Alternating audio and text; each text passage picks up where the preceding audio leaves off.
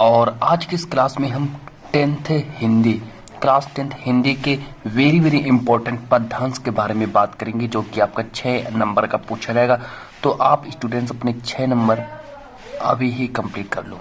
तो चलिए बात करते हैं वो कौन सा ऐसा महत्वपूर्ण पद्यांश है जिसके बारे में हम आज की इस क्लास में बात करेंगे। तो चलिए स्टार्ट करते हैं क्लास को और आपके सामने लाते हैं वो महत्वपूर्ण पद्यांश। तो चलिए, ये आपका एक महत्वपूर्ण पद्यांश है और इसके बारे में आपको पूरा का पूरा बताया जाएगा। तो पद्यांश देखिए क्या करे कि नर की अरु नल नीर की गति एकै करी जोई जेतो नीचो है चले तेतो ऊंचो हुई। ये देखिए आपका महत्वपूर्ण पद्यांश है और इस पर आधारित आपसे बोर्ड में कितने महत्वपूर्ण प्रश्न पूछे जाएंगे।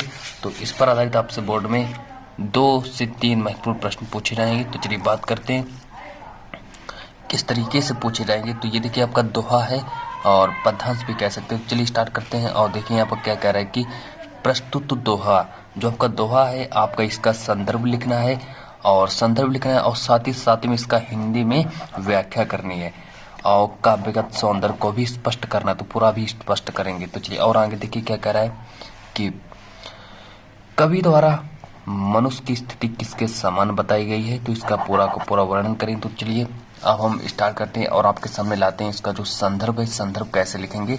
और चलिए संदर्भ के बारे में बात करते हैं।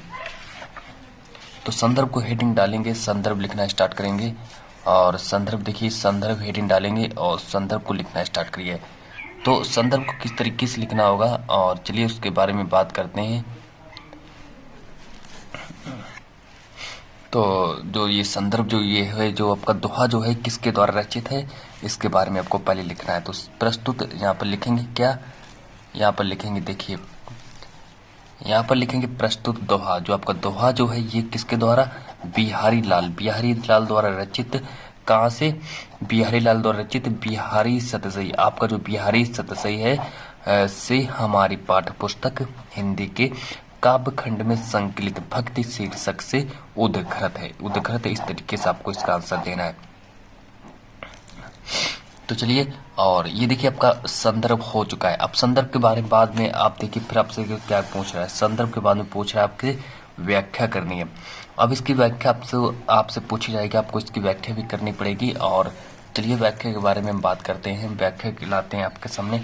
व्याख्या देखिए किस तरीके से आप लोगों को करनी पड़ेगी और आप लोगों की स्क्रीन पर लाते हैं व्याख्या। तो चलिए, कविवर बिहारी का कथन है, कविवर बिहारी का कहना है, क्या कहना है कि मनुष्य जो है, मनुष्य की और नल के जल की समान स्थिति होती है। यहाँ पर जो नल का जो जल होता है,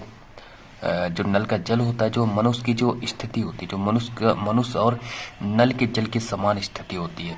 जिस प्रकार नल का जो जल होता है जितने नीचे होकर बहेगा उतना ही ऊंचा उठता है। जिस तरीके से जो जल जो होता है वो जितना नीचे होकर बैठता है वो उतना ही ऊपर उठता है। इसमें चलिए उसी प्रकार मनुष्य जितना नम्रता का व्यवहार करता है, उसी प्रकार जो मनुष्य जो होता है जितना नम्रता का व्यवहार करता है तो क्या होता है, उतनी ही अधिक उन्नति करता है। मनुष्य जो होता है जितनी नम्रता का व्यवहार करता है उतनी ही अधिक उन्नति की ओर बढ़ता है। चलिए इस प्रकार और आगे बात करते हैं। इस प्रकार जो मनुष्य और नल का जो पानी है जितना नीचे होकर चलते हैं उतना ही ऊंचे उठते हैं। इतना समझ लीजिएगा। और प्रश्न नंबर 3 को देखिए। अब देखिए प्रश्न नंबर नेक्स्ट देखिए क्या कह रहा है हमसे। प्रश्न नंबर नेक्स्ट देखिए क्या कह रहा है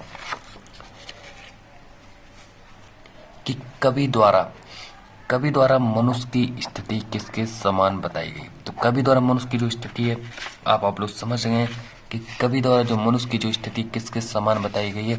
तो कवि द्वारा जो मनुष्य की जो स्थिति है वो नल के पानी के समान बताई गई है। इस तरीके से आप लोगों को नोट कर लेना है। अब इसके बारे में बात करते हैं। अब देखिए प्रश्न नंबर, अब देखिए नेक्स्ट देखिए क्या क्या बात कर रहा है हमसे। नेक्स्ट नंबर देखिए कि इसका काव्यगत सौंदर्य भी स्पष्ट करो। काव्यगत सौंदर्य भी स्पष्ट करना। तो चलिए काव्यगत सौंदर्य के बारे में बात करते हैं। इसका इस तरीके से आप लोगों को काव्यगत सौंदर्य देना है और जिसमें भाषा कैसी है, ब्रज है, शैली कैसी, मुक्तक शैली, रस कैसा, शांत रस है, छंद कैसा, दोहा। तो चलिए आज की इस क्लास में हमने वेरी इंपॉर्टेंट पद्यांश के बारे में बात की और चलते हैं नेक्स्ट वीडियो में। और आज की इस क्लास को इतना ही रखते हैं।